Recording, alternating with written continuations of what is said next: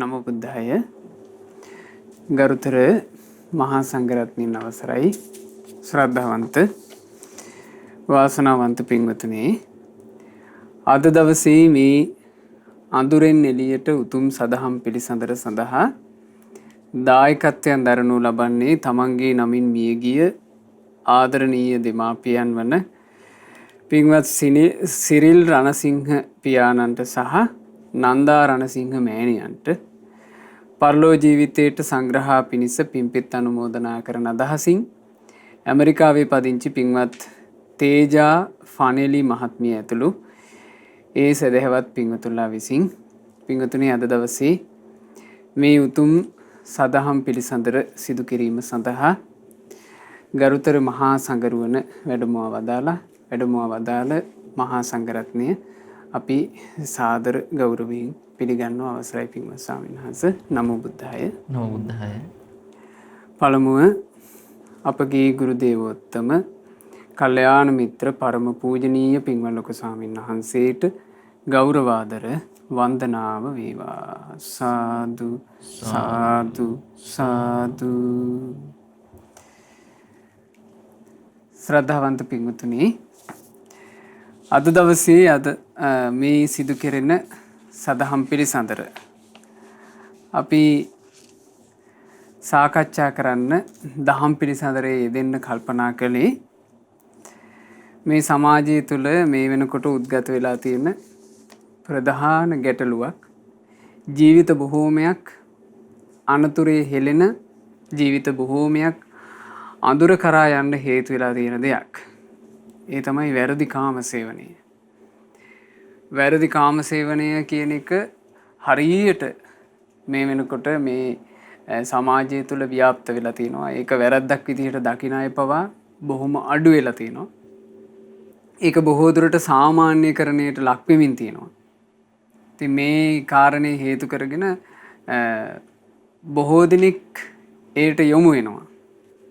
ඒ යොමුවීමත් එක්ක තමන්ගේ ජීවිතේට කොච්චර අනතුරක් සිද්ධ වෙනවද මේ ලැබූ කෙටි මනුස්ස ජීවිතය ඇතුලේ තමන් කොච්චර අනතුරක් සිද්ධ කරගන්නවාද කියන එක බොහෝ දෙනෙක් නොදන්නා දෙයක්.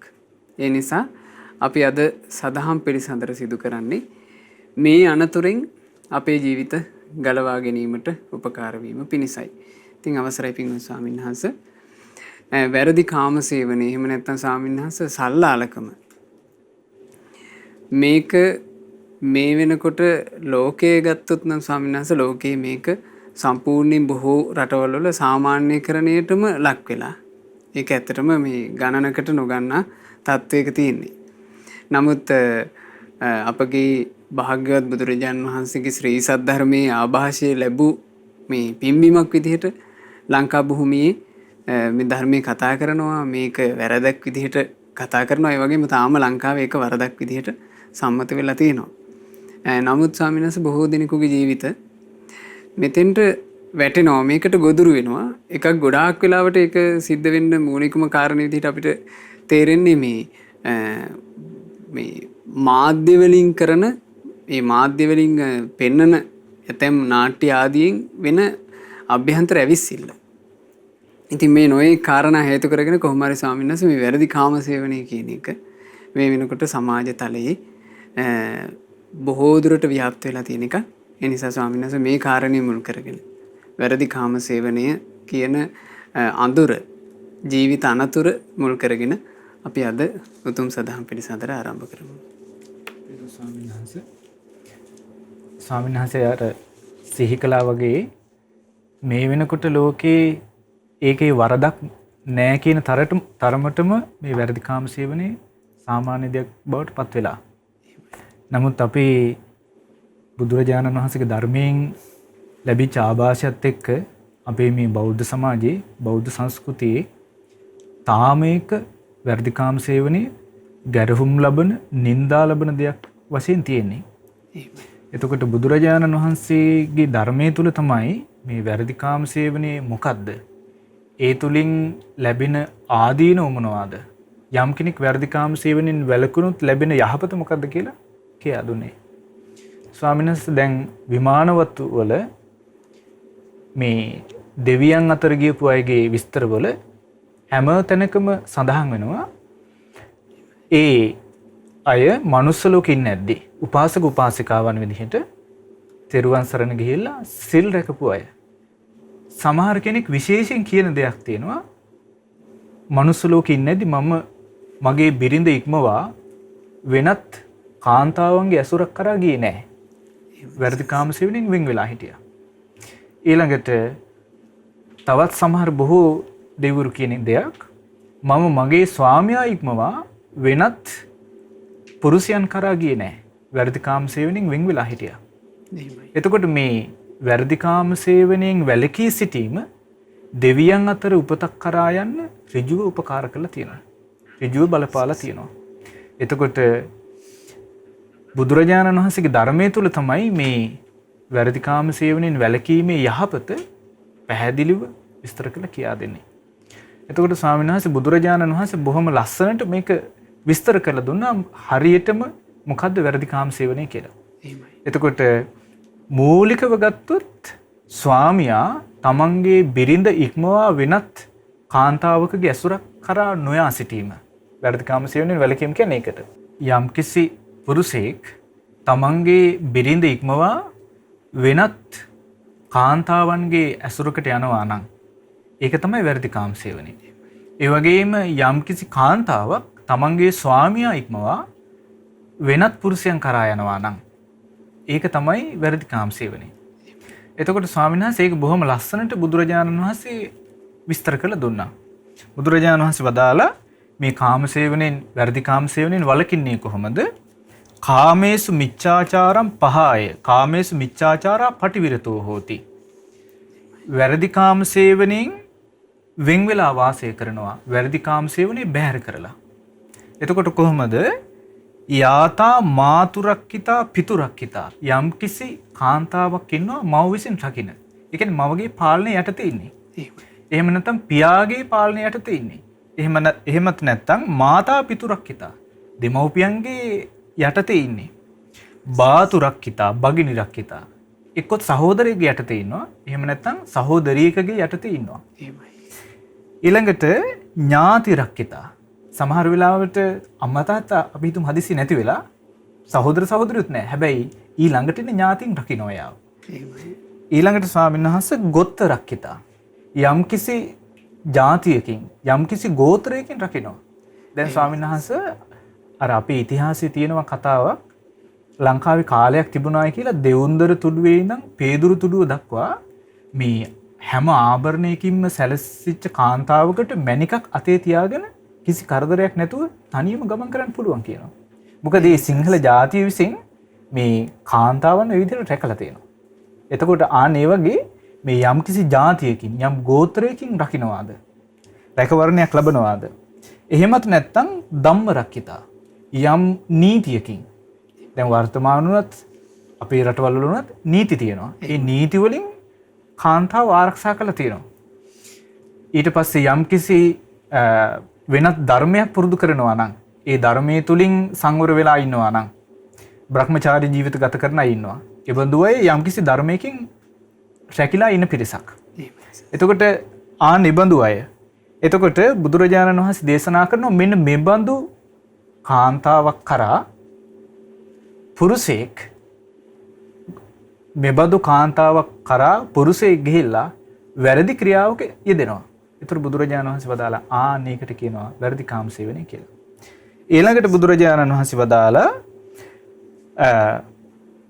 තව සමහර විට සමහර කාන්තාවක් ඉන්නවා තවත් පුරුෂයෙක් සමග විවාහය පිණිස වෙන් කරලා. ඒ කියන්නේ මල් දාමයක් දාලා වෙන් කරලා තිනවා. තාම හරියටම දෙමව්පියෝ විසින් විවාහ කළ බාර දීලා නැහැ.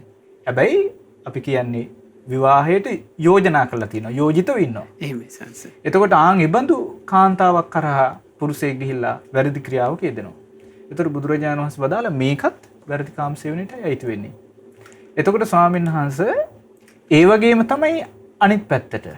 එතකොට හිතන්නකෝ දැන් යම් කාන්තාවක් ඉන්නවා මවගේ යටතේ, පියාගේ යටතේ, නැත්නම් ඥාතීන්ගේ යටතේ, යම් ගෝත්‍රයක යටතේ එහෙම ඉන්න කාන්තාවක් කරා පුරුෂයන් පැමිණෙනවා නම් එතකොට ඒ කාන්තාව ඒ පුරුෂයන් සමග වැරදි ඇසුරකට නොයා සිටිය යුතුයි. එතකොට මේ කාරණේ විස්තර කරන්නේ සම්පූර්ණයෙන්ම පුරුෂෙක් කාන්තාව කරා යනවා කියන එකම නෙමෙයි. ඒතර කාන්තාවත් රැකී ඉන්න ඕනි තමන් කරා යන පුරුෂයන්ගෙන්. එතකොට බුදුරජාණන් වහන්සේ දේශනා කරනවා මේ විදිහට කාන්තාව සහ පුරුෂයා දෙදෙනාම රැකී වාසය කරන්න ඕනේ. එතකොට ස්වාමීන් වහන්සේ මේ බුදුරජාණන් වහන්සේ මේ විදිහට විස්තර කළා මේ කියා දෙන්නේ මොකද්ද? තමන්ගේ ස්වාමියා ඉක්මවා වෙනත් පුරුෂයෙක් කරා යනවාද? නැත්නම් තමන්ගේ බිරිඳ ඉක්මවා වෙනත් කාන්තාවක් කරා යනවාද? එය වැරදි කාම සේවනයයි. එතකොට මේ විස්තර වශයෙන් කියා දෙන්නේ මොකද? මේ යන්න කොහෙවත් වෙන සිදුරක් නැහැ. සිංගලයන් මෙතනින් මෙහෙම වුණොත් හරි කියලා කියන එකක් නැහැ.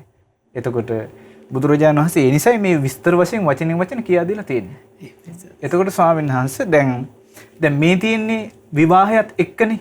දැන් ස්වාමියා බිරිඳ කියන කතා බහ එන්නේ. එතකොට බුදුරජාණන් වහන්සේ බ්‍රාහ්මණ ධම්මික කියන සූත්‍ර දේශනාවේදී කියා දෙනවා ස්වාමීන් වහන්සේ විවාහයට එළඹෙන දවස දක්වා යම් තරුණයෙක් කුමර බඹසර කුමරි බඹසර රකින්නවා කියලා. ඒ කියන්නේ ස්වාමීන් වහන්සේ පිරිසිදු චරිතවත් ජීවිතයක් ගත කරනවා. එහෙමයි. එතකොට තරුණියක් නම් පිරිසිදු චරිතවත් ජීවිතයක් ගත කරනවා විවාහය වෙන දක්වා. ඒකට කියනවා කුමරි බඹසර රකින්නවා කියලා. තරුණයෙක් නම් පිරිසිදු චරිතවත් ජීවිතයක් ගත කරනවා. ඒකට කියනවා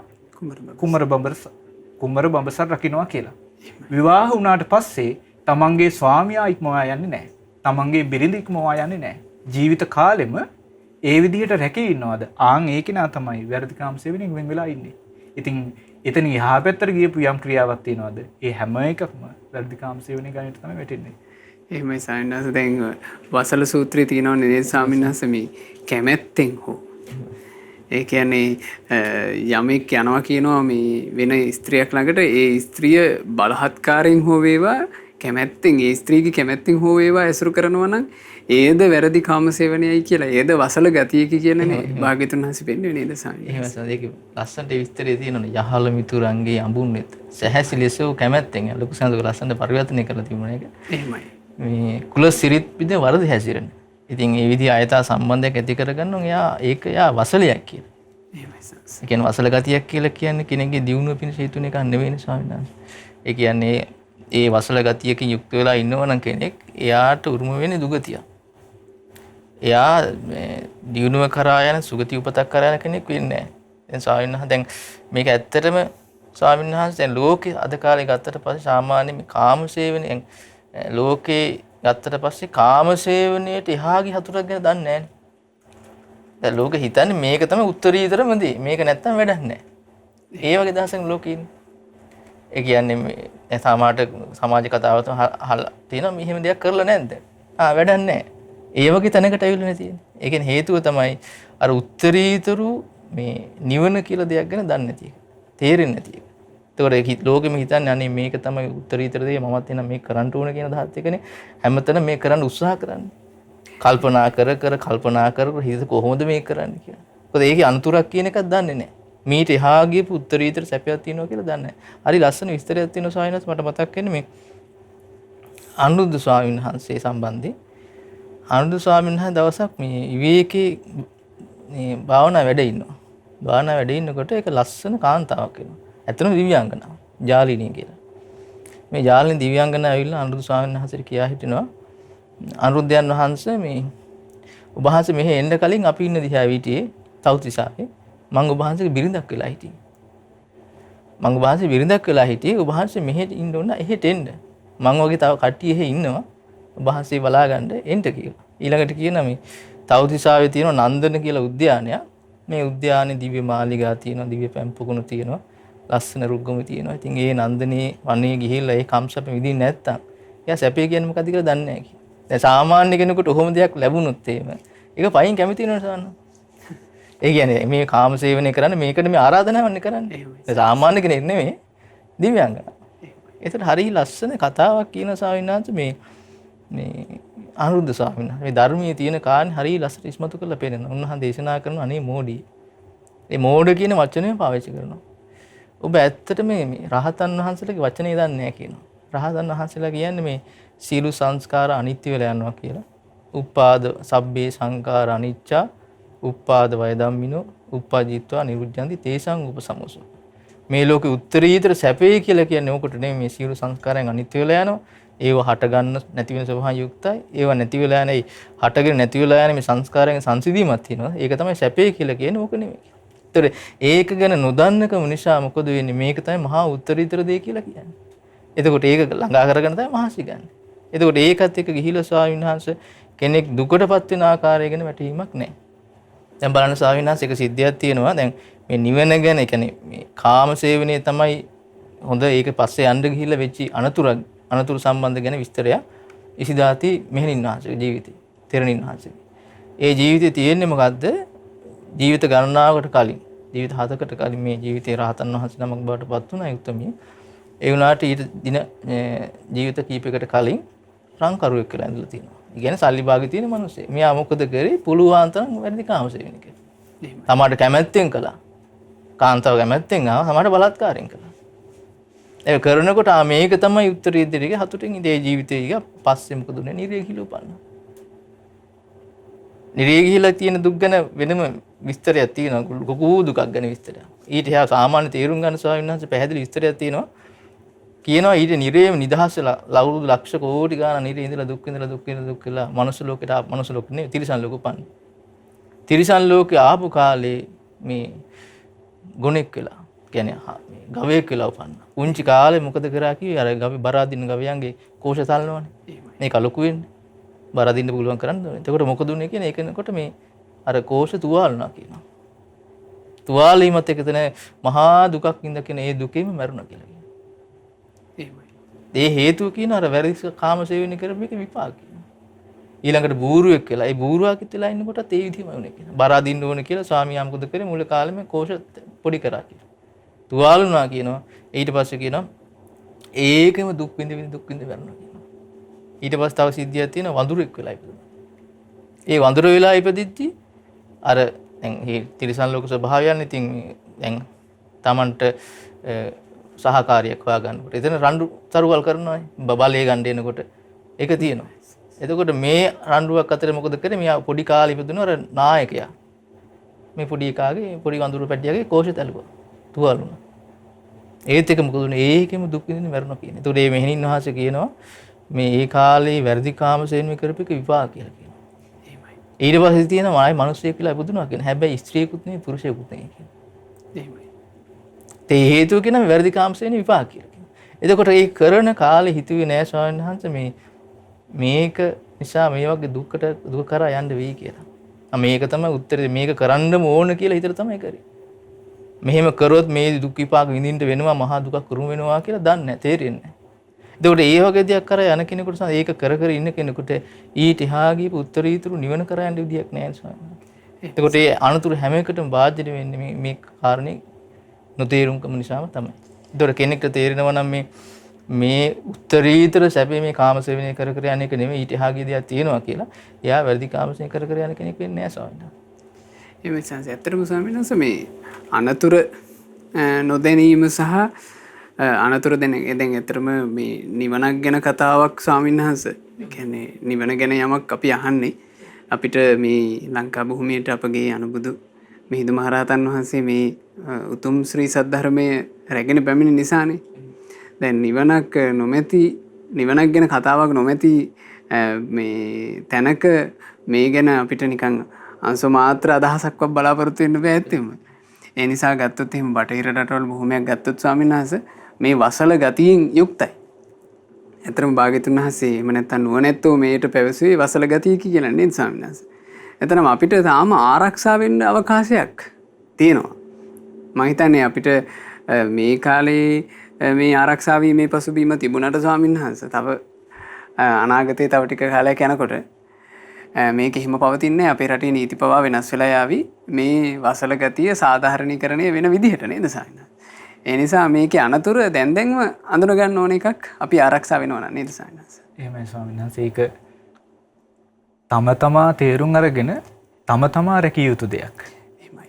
එතකොට එහෙම නැතුව අපිට මේ සමාජයේ හැම කෙනෙක්ම නැත්තම් අපි අසුරු කරන හැම කෙනෙක්ම මේ වරදින් වැලකිලා ඉඳීවි කියලා එහෙම බලාපොරොත්තු වෙන්න පුළුවන් සමාජයක් ගොඩ නැගිලා නැහැ. එහෙමයි. අනාගතයේ ගොඩ නැගෙන්නෙත් නැහැ මේ පිරිහිමින් යන සමාජය. එතකොට තම තමා තමයි ආරක්ෂා වෙන්න උත්සාහ ගත යුත්තේ.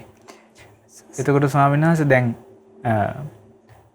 ලෝකේ නීති හැදිලා තියෙනවානේ. දැන් අපේ රටේ වුණත් නීති සම්පාදනය වෙලා තියෙනවා. එතකොට මේ නීති වලින් දඬුවම් ලබා දෙන්නේ වැරදිකාම සේවනය කරන කෙනාටයි. දැන් සමහර වෙලාවට අපිට හැම තිස්සෙම නිරන්තරයෙන් ප්‍රවෘත්තිවල නැත්නම් එහෙම නැත්නම් පත්තරවල මේ විස්තර අහන්න හම්බ වෙනවනේ. මෙහෙම වැරදිකාම සේවනය කියන කාරණේ මුල් කරගෙන මෙහෙම දඬුවමක් හම්බුණා. අසවල් පළාතේ අසවලාට කියලා. එහෙමයි. එතකොට හැම තිස්සෙම අහන්න තියෙන ප්‍රවෘත්තියක් නේ ඔය. එතකොට මේ හැම තැනකම තියෙන්නේ වැරදිකාම සේවනය කරපු නිසා තමයි මේ දඬුවම හම්බෙලා තියෙන්නේ. හැබැයි කොතනකවත් සඳහන් වෙන්නේ නැහැ වැරදිකාම සේවනය නොකිරීම නිසා කෙනෙක් හිරේ ගියා, කෙනෙකුට දඬුවම් හම්බුණා, කෙනෙකුට සමාජයෙන් අපවාද හම්බුණා කියලා කාරණයක් නැහැ. එතකොට හැම තැනම දඬුවම ලැබෙන්නේ වැරදිකාම සේවනය කරන කෙනාටයි. එතකොට මේ දැන් මේ ජීවිතේදීම තියෙන මේ ආදීනවය කෙනෙක් හිතන්න ගත්තොත් ඒකම කෙනෙකුට බොහෝ උපකාරයක් මේ වරදින් නැගී හිටින්න. මේ වරදට නොවැටී සිටින්න. ඒ වගේම ස්වාමීන් වහන්සේ මේ Tamanට පුළුවන් නම් උත්සාහයක් අරගෙන මේ වරදින් වැළකීලා ඉන්න. ඒ වගේ මේක පරලොවටත් යහපත පිණිස පවතිනවා. අර ස්වාමීන් වහන්සේ අර විස්තර කරපු ඉසිදාසි රහත් තෙරණියගේ ඒ අතීත විස්තරයත් එක්ක ගත්තාම බොහෝ දුක් විපාක තියෙන, බොහෝ අයහපත තියෙන පවතින කාරණයක්. දැන් ස්වාමීන් වහන්සේ අපිට මේ ශාසන ඉතිහාසයේ අපිට දකින්න හම්බෙනවා, අපිට කියවන්න ලැබෙනවා පුක්කුසාති රජතුමා ගැන. දැන් මේ පුක්කුසාති රජතුමා එක රජ කෙනෙක්. මෙතුමාට බුදුරජාණන් වහන්සේ ගැන අහන්න හම්බුණාට පස්සේ අහන්න හම්බෙච්ච සැනින්ම රාජ්‍ය අත්හැරියා. ධර්මයට කැමැත්තෙන්. ඊට පස්සේ බුදුරජාණන් වහන්සේ උදෙසා තමයි මගේ පැවිද්ද කියලා පැවිදි වුණා. හැබැයි ගන්ධාර කියන ප්‍රදේශේ එතකොට බුදුරජාණන් වහන්සේ වැඩ හිටපු සවැත් නුවර ඉඳලා ගොඩාක් දුර. එතකොට මේ දීර්ඝ මාර්ගයේ පයින් එන්න පිටත් වුණා. ඉතින් බුදුරජාණන් වහන්සේ දැක්ක මෙහෙම පුක්කුසාති කියලා රජපුත්‍රයෙක් රජකම අත්හැරලා මේ ධර්මයට පැහැදිලා මේ පැවිදි වෙලා එනවායි කියලා. ඉතින් බුදුරජාණන් වහන්සේ අතරමඟට වැඩියා. ඉතින් මුලින්ම මුණ ගැහිලා අඳුරගත්තේ නැහැ. බුදුරජාණන් වහන්සේ ධර්මයේ කිව්වට පස්සේ පැහැදුනා. ධර්ම අවබෝධය කළා. අනාගාමී ඵලය සාක්ෂාත් කළා. නමුත් ස්වාමීන් වහන්සේ දැන් පැවිදි ඉල්ලා හිටියා. බුදුරජාණන් වහන්සේ ප්‍රකාශ කළා පාත්‍ර සිවුරු හොයාගෙන ඉන්න එතකොට පැවිදි කරන්නම් කියලා. ස්වාමීන් වහන්සේ මේ පුක්කුසාති දැන් පාත්‍ර සිවුරු හොයාගෙන දැන් සිවුරු හොයාගෙන යනවා පාරේ. ඒ යනකොට එක පාරට කුලප්පු වෙච්ච ගව දෙනක් ඇවිල්ලා මේ පුක්කුසාතිට අයින්නවා. මේ පුක්කුසාති පාර අයිනෙම එහෙම මැරිලා වැටෙනවා. එතකොට ස්වාමීන් වහන්සේ මේ වෙච්ච සිදුවීමේ අතීත සිදුවීමක් තියෙනවා. ඒ තමයි දැන් මේ පුක්කුසාතිට මේ ජීවිතේ අනාගාමී වෙන්න තරම් හැකියාව තිබුණා. එහෙම පිනකුත් තිබුණා. හැබැයි සසරේ බොහෝ කාලයකට කලින් කරපු තමන් යෙදී හිටපු වැරදිකාම සේවනයේ විපාකයක් එතෙන්දී මුණ ගැහුනේ. එතෙන්දී ලැබුණේ. එතකොට ජීවිත ගණනාවකට කලින් තවත් කීප දෙනෙක් එක්ක එක වෛශ්‍යාවක් ඇසුරු කළා. මුදල් නොදී මරලා දැම්මා. එතකොට මේ ඒ වෛශ්‍යාව මරණයට පත් වෙලා අර තරහින් මල යක්ෂණියක් වෙලා තමයි ඉපදිලා තියෙන්නේ. එතකොට ස්වාමීන් වහන්සේ බොහෝ කාලයක් නිරේට වැටිලා දුක් විඳින්න උනා කියන එකේ විපාක විදිහට. ඊට පස්සේ දැන් මේ ධර්ම අවබෝධය කරන්න ලැබෙන ජීවිතේ අර විපාකයේ කොටසක් ඉතුරු ලැබුණානේ. දැන් අනාගාමී වුණාට පස්සේ අර මල යක්ෂණිය තමයි කියනවා අර පාරේ හිටපු ගව දෙනෙකුගේ ඇඟට වැහිලා අර කුලප්පු වෙච්ච ගව දෙනෙකුගේ වේශයෙන් ආවේ. ඒ මල යක්ෂණිය තමයි කියනවා තමන්ගේ වාඩුව ගත්තේ. එතකොට අර කර්ම විපාකයේ අන්තිම කොටස පවා ඒ ජීවිතේදී පවා විඳින්න සිද්ධ වුණා. එතකොට බොහෝ ආදීනව තියෙන බොහෝ දුක් විපාක සහිත දෙයක් මේ වැරදිකාම සේවනය කියන්නේ. මෙලොව සහ පරලොව දෙකේම. එහෙමයි ස්වාමීන් වහන්සේ. දැන් මේ කාරණා අහලා කෙනෙක් සිහි කරන්න පටන් ගත්තොත් මේ වැරදිකාම සේවනය කියන එක මේ විදිහට පළවෙනි කාරණේ තමයි නුවණැත්තන් විසින් ගරහා කරන දෙයක්. ඒක දැන් භාග්‍යවත් බුදුරජාණන් වහන්සේ කියන මේ ලෝකයට පහළ වෙච්චි මහා ශාස්ත්‍රුන් වහන්සේ නීච කොට ගර්හාවට ලක් කරපු දෙයක් නේ මේ වැරදි කාම සේවනය කියන්නේ. ඇත්තටම බුදුරජාණන් වහන්සේගේ ගිහි ශ්‍රාවකයාට මේ කාමභෝගී ගිහි ශ්‍රාවකයාට බුදුරජාණන් වහන්සේ ශික්ෂාපද පනවලා තියෙන්නේ ස්වකීය බිරිඳත් එක්ක සතුටින් ග්‍රහ ජීවිතේ ගත කළ හැකි විදිහට. ඊළඟට මේ ස්වකීය ස්වාමියාත් එක්ක සතුටින් ගිහි ජීවිතේ ගත කළ හැකි විදිහට. දැන් එහෙම කෙනෙක් ගත කරනවා නම් එයාට මේ පන්සිල් පද ආරක්ෂා කරගෙන ධර්මයේ තුර හැසිරීලා මාර්ගඵල අවබෝධය කරා පවා යන්න පුළුවන් නේද ස්වාමීන් වහන්සේ?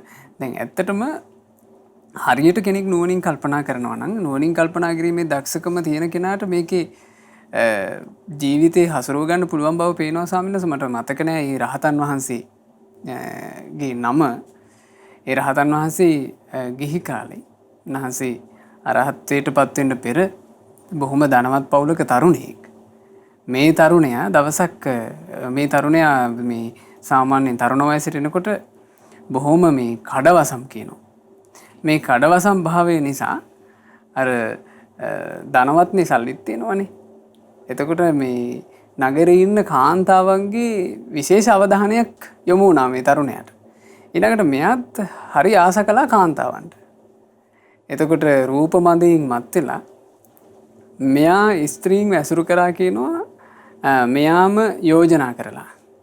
ඊළඟට මෙයාටත් ස්ත්‍රීන්ගෙන් යෝජනා එන්න පටන් ගත්තා කියනවා ස්වාමි පුරුෂයා නිවෙසේ නැති වෙලාවට මේ ස්ත්‍රීන් මෙයාට පණිවිඩකාරයෝ එවනවා. අද දැන් මගේ ස්වාමියා මෙච්චර වෙලාවක් නැහැ ඔයා එන්න කියලා. දවසක් මෙහෙම ගිහිල්ලා මෙයා එනවා කියනවා සහින්න. මෙයා එනකොට මෙයා දකිනවා මිනිස්සෙක්ව තව මිනිස්සු කොටසක් අල්ලගෙන ගහක බැඳලා උඩටම ගහනවා. ඇතැම්මු කාරලා කෙල ගහනවා. එතකොට මෙයා ලං වෙලා අහනවා මේ වටේ එකතු වෙලා ඉන්න මිනිස්සුන්ගෙන් ඇයි මේ මිනිස්සයාට මෙහෙම ගස් බැඳලා ගහන්නේ? ඇයි මේ මිනිස්සයාට මේ මිනිස්සු කාරලා කෙල ගහන්නේ? එතකොට අර මිනිස්සු කිව්වා මේ පුද්ගලයා ගස් බැඳලා ගහන්න ඕන දෙයක් කරලානේ. මේ පුද්ගලයා කාරලා කෙල ගහන්න ඕන දෙයක් කරලානේ. එහෙනම් මොකද්ද මේ මිනිහා කරලා තියෙන්නේ? මේ මිනිස්සයා මේ අනින් මිනිස්සුන්ගේ ගෑනු පස්සේ ගිහිල්ලානේ. වැරදි කාම සේවනය කරලානේ කියලා මේ වචන කිව්වා. කියනකොටම ඒක හරි දක්ෂකමක් සහින්නාස. කියනකොටම මේ තරුණයාට තමන්ගේ ජීවිතේ තේරුණානේ. එහෙනම් මමත් ගස් මැදලා ගහන්න ඕන එකෙක්නේ. මටත් මේ කාරලා කෙල ගහන්න ඕන එකෙක්නේ කියලා හිතුවා. එතනින්ම සංවේගයටපත් වුණා කියන සංස ඒ සංවේගය තුලින් තමයි ගෞතම සාසනය පැවිදෙන්න තීරණය කරන්නේ. අවසානයේ සියලු කෙලෙස් නැසලා රහතන් වහන්සේ නමක් බවට පත් වෙලා මේ සංසාර ගමනේ පැටලි යන ගමනින් සම්පූර්ණ නිදහස් වුණා. ඉතින් ඇත්තටම ස්වාමීන් වහන්සේ කෙනෙක් දක්ෂ වෙනවා නම් ඒ කෙනාට මේ මෙලොව ජීවිතයේ ආදීනව සහ පරලොව ජීවිතයේ මේ අනාගතේ උපදින්න තියෙන ආදීනව දැක එයාට තමන්ගේ ජීවිතය රැක ගන්න පුළුවන් නේද සර්? එහෙම සර්. ඒ කියන්නේ දැන් ඒකට ස්වාමීන් මතක් කරාව කර යෝනිසෝ මනසිකාරය කියන එක කෙනෙක්ගේ ජීවිත තුළ තියෙන්න ඕනේ. මොකද මේ දැන් මේ ස්වාමීන් රහතන් වහන්සේට ඒක තමයි පිහිටුනේ. මේ අවස්ථාවේ යෝනිසෝ මනසිකාරය කියන එක වැඩ කරා. ඒ අකුසලෙන් වැළකීලා නිවෘත්ති තැනට එන්න. දැන් බුදු දේශනාවේ තියෙනවනේ පින්න ස්වාමීන් වහන්සේ තමන්ගේ අභ්‍යන්තර අංගයක් විදිහට තමාට යහපත ඇති කරන දේවල් අතර යෝනිසෝ මනසිකාරය තරම් දෙයක් දකින්නේ නැහැ කියලා. එහෙමයි. ඒතකොට ඒක කෙනෙකුට තියෙනවා නම් ඒක උපකාරී ඒක මේ පාවිච්චියට ගත්තොත් එයාට පුළුවන් මේකෙන් ගැලවෙන්න. මොනතරම් දරුණු පැත්තට ගියත් එයාට අවස්ථාවක් තියෙන එකෙන් ගැලවෙන්න. දැන් අද ගොඩාක් විතර තියෙන්නේ මේක වැඩ කරන්නේ නැහැ. මේක නෑ ගොඩක් දෙනෙක් ගන්න. යෝනිසෝ මනසිකාරය කියන එක නෑ. ඒ නිසා මොන විදිය ආදීන මේ ඇහැට පෙනිපෙන තිබ්බත් බොහෝ දෙනෙකුට සිහි වෙන්නේ මේක. දැන් අද කාලේ කෙනෙක් ඔය දැක්කොත් සමහරට හිතයි යාට වෙන්නේ මට පුළුවන් මේක බේරලා කරගන්න කියලා. නේද? ඒකෝල අර යෝනිසෝ මනසිකාරය උපදින්නේ නැහැ. ඉතින් අපි දක්ෂ වෙන්න ඕන ස්වාමීන් වහන්සේ.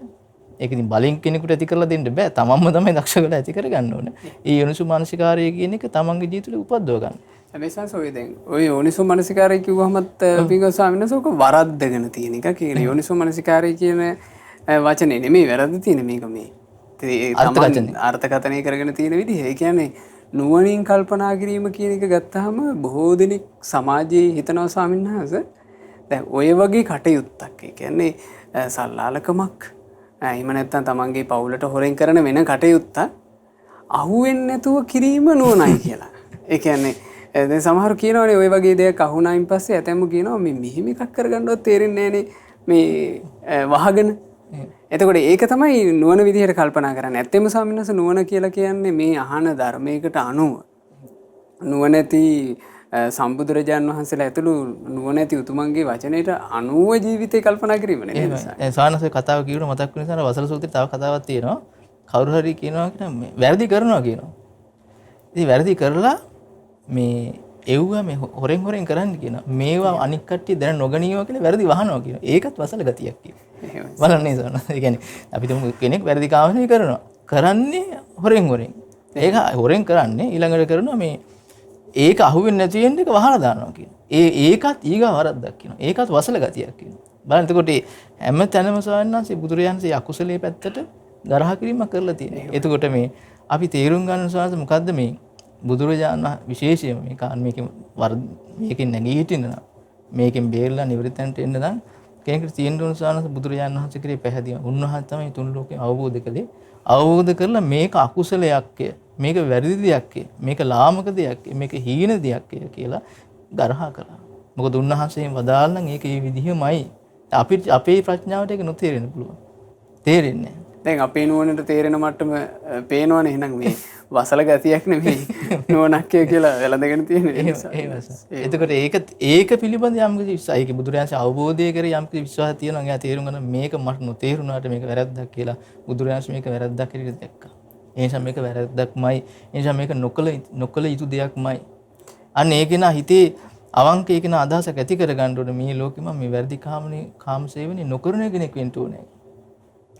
එතකොට මේ වැරදි කාමනේ වැළකීලා පිරිසුදු ජීවිතයක් ගත කරන කෙනෙක් වෙන්න ඕනේ කියලා. දැන් එහෙම ගත කළොත් යාට උත්තරීතර සැපයක් කර යන්න පුළුවන්. බුදු දේශනාවල තියෙනවා ස්වාමීන් වහන්සේ බුදුරජාණන් වහන්සේ අපිට පෙන්ලා දීලා මේ කටයුතු කරන හැටි. දැන් එක තැනක තියෙනවා මේ කවුද ශ්‍රාවකෙක් කොයි විදිහට හිත දියුණු කරගන්න කියලා. අර ඉසිදත්ත පුරාණේ කතාව. එහෙමයි. එතන තියෙනවා ස්වාමීන් වහන්සේ ඉසිදත්ත දවසක් ඇවිල්ලා බුදුරජාණන් වහන්සේට කියා හිටිනවා ස්වාමීනි භාගතුන් වහන්සේ මං කරන රැකියාව හරි අමාරු එකක් නෙවෙයි කියනවා.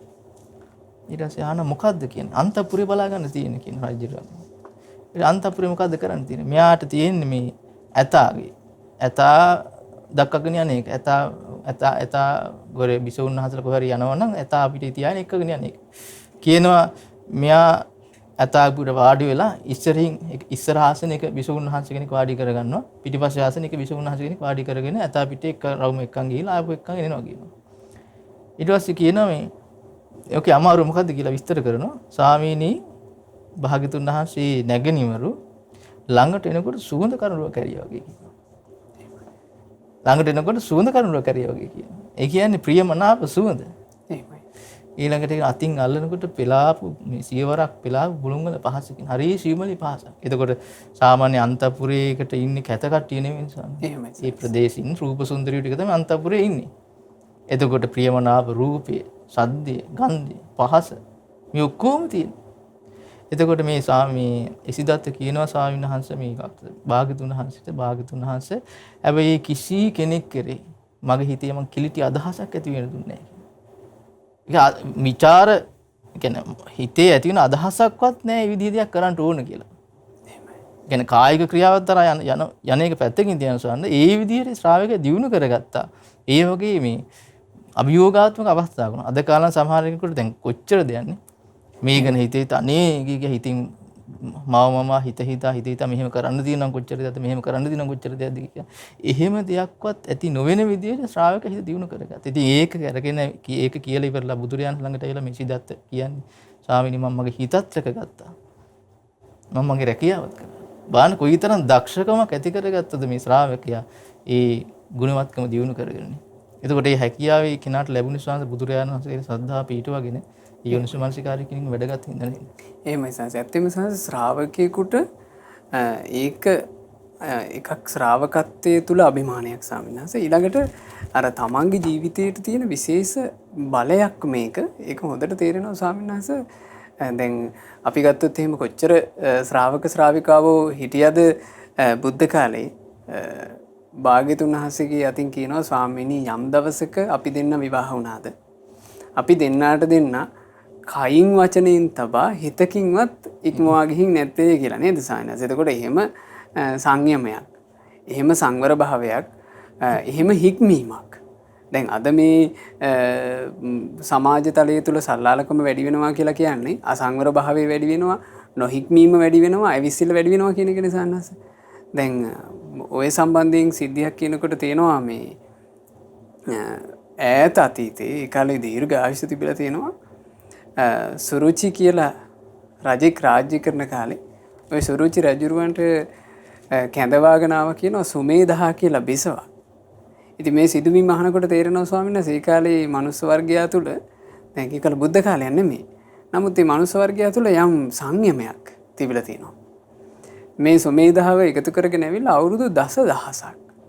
දැන් අද කාලේ යනට වගේ නම් ඉන්න තියෙන සංස විවාහ ජීවිතයක් ඇතුලේ බොහොම පොඩි කාලෙනේ. අවුරුදු 20-25න් බඳින්නේ. ඒ බැඳලා අවුරුදු 60-70න් කොහොම මැරිලා යනවනේ. දැන් මේක අවුරුදු 10000ක් මේ විවාහ ජීවිතයට එළඹිලා ගත වුණා. දරුවෝ ලැබුණේ. දරුවෝ ලැබෙන්නේ නැති වෙනකොට මේ රටේ රජුරුව නිසා රජතුමාට චෝදනා කරන්න පටන් ගත්තා මේ ගෙනාපු අග්‍රමහේසිකාව මේ වඳ එක්කෙනෙක්ගේ දරුවෝ නැත්තේ මේ මෙහෙම ගියොත් එහෙම රාජ පරම්පරාව පවත්වා ගන්න බැරිය කියලා.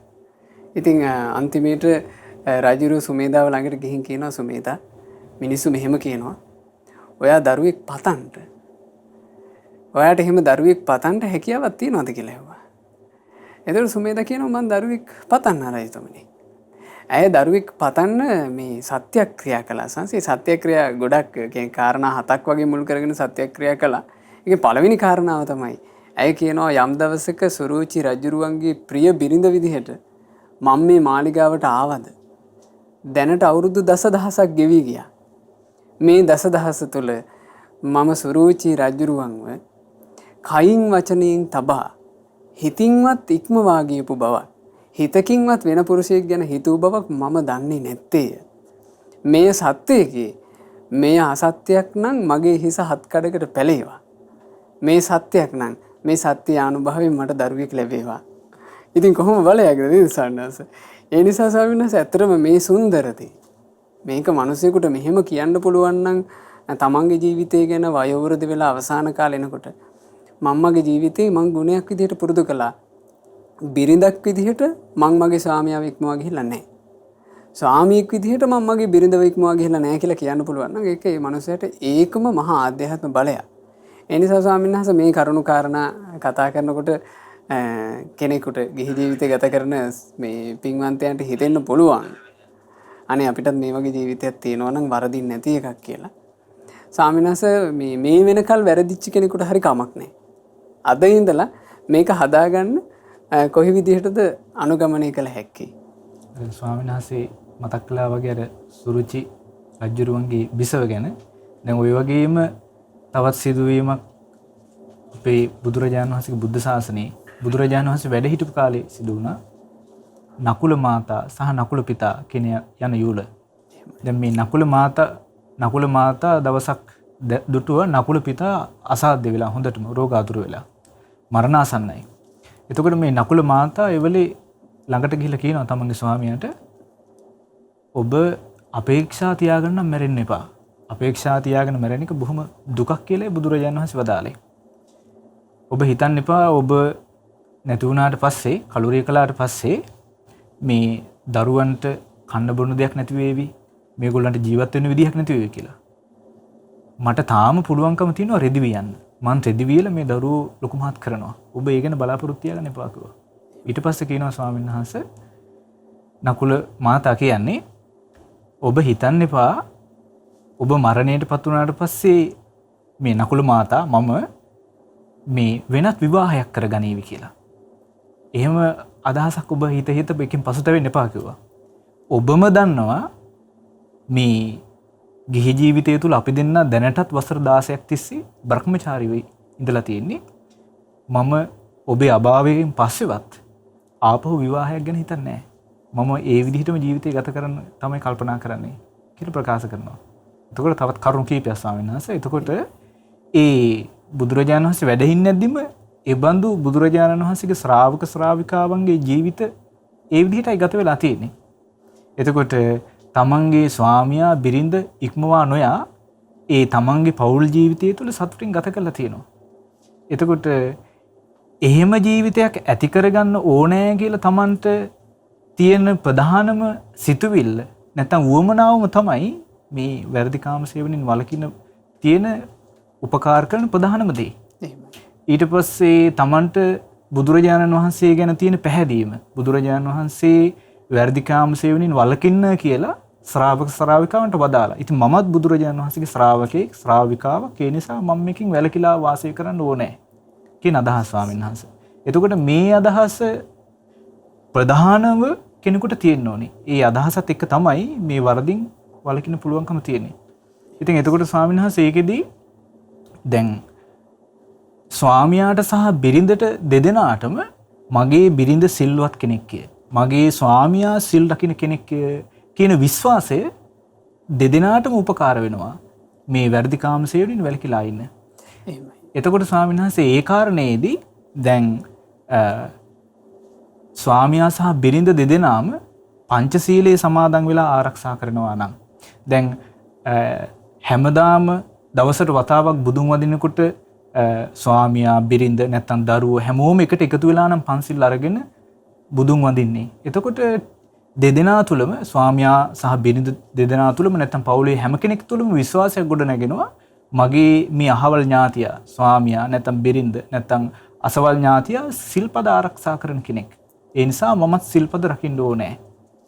ඊළඟට ස්වාමීන් වහන්සේ උපෝසත දවසට උපෝසත අෂ්ටාංග සීලය බ්‍රහ්මචාරී සීලයනේ සමාදන් වෙනවා නම් එතකොට ස්වාමියා සහ බිරිඳ දෙන්නාම දන්නවා මගේ ස්වාමියා සිල් රකින්න කෙනෙක්. මගේ බිරිඳ සිල් රකින්න කෙනෙක්. එතකොට මේ සීලයට තියෙන කැමැත්ත කෙනෙක්ගේ හිතේ ටික ටික දියුණු වෙනකොට ඒක බොහෝ සෙයින් උපකාර කරනවා. අවස්ථාවක් යෙදුනත් ඒ වැරදිකාම සේවනයෙන් වැළකී වාසය කරන්න.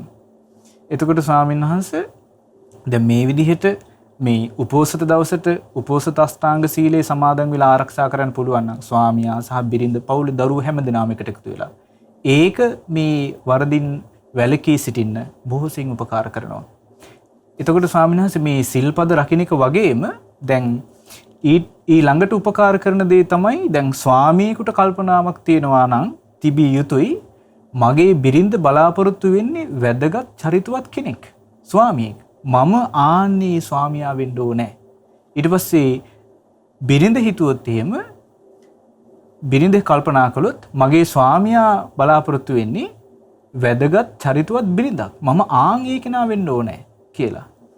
ඊට පස්සේ ස්වාමීන් වහන්සේ දැන් දරුවන්ගේ පැත්තෙන් ගත්තොත් හැම දරුවෙක්ම කැමති හැම දරුවෙක්ම බලාපොරොත්තු වෙන්නේ මගේ අම්මා තාත්තා වැදගත් අය විය යුතුයි. දරුවෙක් කිසිම දවසක කැමති වෙන්නේ නැහැ බලාපොරොත්තු වෙන්නේ නැහැ තමන්ගේ අම්මා තාත්තා ගැන නරක වචනයක් අහන්න තියා හිතන්නවත්. එතකොට ස්වාමීන් වහන්සේ ඒ තමන්ගේ දරුවෝ ගැන කල්පනා කරලා කෙනෙකුට සංවර වෙන්න රැකෙන්න පුළුවන්. එතකොට ස්වාමීන් වහන්සේ දැන් මේ දරුවෝ කොච්චර දරුවෝ ගැන හිතනවා නම් ස්වාමීන් වහන්සේ කෙනෙකුට කල්පනා කරන්න පුළුවන් දැන් අම්මා තාත්තා මරණයටපත් වුණා. හැබැයි ඒත් දරුවන්ට ගෞරවයෙන් වැදගත් විදිහට සිහි කරන්න මේ මතක් කරගන්න චරිතවත් ගුණවත් අම්මා කෙනෙක් තාත්තා කෙනෙක් බවට මම පත් වෙන්න ඕනේ කියන කල්පනාව තියෙනවා ස්වාමීන් වහන්සේ ඒක බොහෝ සිං උපකාර වෙනවා. එතකොට මේ විදිහට තමන්ගේ ළඟ ඉන්න ඥාතීන් ගැන කල්පනා කරලා තමන්ට රැකෙන්න පුළුවන්. ඒ වගේම මේ ආදීනව ගැන හිතලා බුදුරජාණන් වහන්සේ මේ වැරදිකාම සේවනයෙන් වළකින්න කියලා වදාලා ඒ නිසා මම මේකෙන් වළකින්න ඕනි කියලා කෙනෙකුට උත්සාහවත් වෙන්න පුළුවන්. ඒ වගේම ස්වාමීන් වහන්සේ තව උපකාර වෙන කරුණු තියෙනවා. දැන් වර්තමාන වෙනකොට මේ සමාජ මාධ්‍ය ක්‍රමයේ හරහා මේ වැරදිකාම සේවනයේ කියන පැත්තට ලොකු දොරටුවක් විවර වෙලා තියෙනවා. ඉතින් කෙනෙකුට මේ සමාජ මාධ්‍ය වලින් ඈත් වෙන්න පුළුවන් තරමටම ඒකෙන් ලොකු උපකාරයක් තියෙනවා. ඒ වගේම ස්වාමීන් වහන්සේ අනිත් කාරණය දැන් වර්තමාන වෙනකොට නිවසක ස්වාමියා බිරිඳ දරුවෝ හිටියාට ගෙදර ඉන්න ස්වාමියාගේ බිරිඳගේ අදහස ගැන දන්නේ නැහැ. දරුවෝ හිතන්නේ පතන්නේ මොනවද කියලා දන්නේ නැහැ. මොකද හැන්දෑව වෙනකොට නිවසට එනවා අර හැන්දෑවේ පටන් ගන්න පැය භාගෙන් භාගයට යන ටෙලි නාට්‍ය එක ඉවරනකොට එකක් යනවා. ඒ ටෙලි නාට්‍යයක් දාගෙනම තමයි කෑම උයන්නේ. කෑම කන්නෙත් ඒකත් එක්කම. එතකොට ගෙදර ඉන්න ස්වාමියා කවුද, බිරිඳ කවුද, ඒගොල්ලෝ හිතන්නේ මොනවද? සිතුම් පැතුම් මුකුත් දන්නේ නැහැ. ඉතින් ඒකත් එක්ක සමහරලාට මේ ටෙලි නාට්‍යයක් ඇතුළේම තියෙන්නේ තමන්ගේ ස්වාමියා ඉක්මවා තියෙන වෙන සම්බන්ධයක් ගැන. තමන්ගේ බිරිඳ ඉක්මවා ගිහපු වෙන සම්බන්ධයක් ගැන. එතකොට අර මිනිස්යාගේ ආකල්ප සකස් වෙන්නේ අර වැරදි කාමසේවනේ යෙදෙන පැත්තටමයි. ඒ නිසා මේ දේවල් වලින් වැළකීලා ඉන්න පුළුවන් නම් ඒක පවා බොහෝ සෙයින් උපකාර කරන කරුණු ස්වාමීන් වහන්සේ. එහෙමයි පින්වත් ස්වාමීන් වහන්සේ අද දවසේ බොහෝ කාරණා අපි කතා කළා මේ සදහම් පිළිසඳරේදී අපේ ජීවිතේ මේ අන්ධකාරයෙන් කොහොමද බේරාගන්නේ? වැරදි කාමසේවනයේ ඊළඟට සල්ලාලකම මේකට පෙළඹුණාට පස්සේ මෙතන මේ ඒ පෙළඹිලා ගත කරන සුළු කාල වේලාව ආස්වාද ජනක බවක් දැනෙන එකක්. නමුත් ඒකේ කොච්චර කටුක දුකක්. එකක් මේ ජීවිතේට ඊළඟට ඒක පරලොවට සමහරලාවට ආත්ම භාව ගණනාවක් මුළු මහත් සංසාර ගමනටම බලපාන ප්‍රශ්නයක් බවට ඒක පත් වෙන නිසා පින්වතුනි මේ කාරණා මුල් කරගෙන අපි මේ අන්ධකාරයෙන් එළියට අපේ ජීවිතය අරගන්න උත්සාහවත් වෙන්න ඕන. ඒ නිසා අපේ පින්වත් ස්වාමීන් වහන්සේලා මේ පිළිසඳරේදී පැහැදිලි කළ කාරණා මුල් කරගෙන තමන්ගේ දෙසට හැරෙන්න. හැරිලා මේ විවාහක යුවලක් විදිහට ආරම්භ කරපු ජීවිතේ ඔබ වගකීම් සහිත වෙන්න. මේ වගකීම් සහිත භාවය කියන එක මනුස්සයාගේ ජීවිතේ ගොඩාක් ආරක්ෂා කරන එකක්. ඒ කියන්නේ බිරිඳක් බවට පත් වුණාම බිරිඳට තේරුමක් තියෙන්න ඕන. මම දැන් සාමාන්‍ය ස්ත්‍රියක් නෙවෙයි පුරුෂයෙක් යටතේ ඉන්න බිරිඳක්. මම වැදගත් කාන්තාවක්.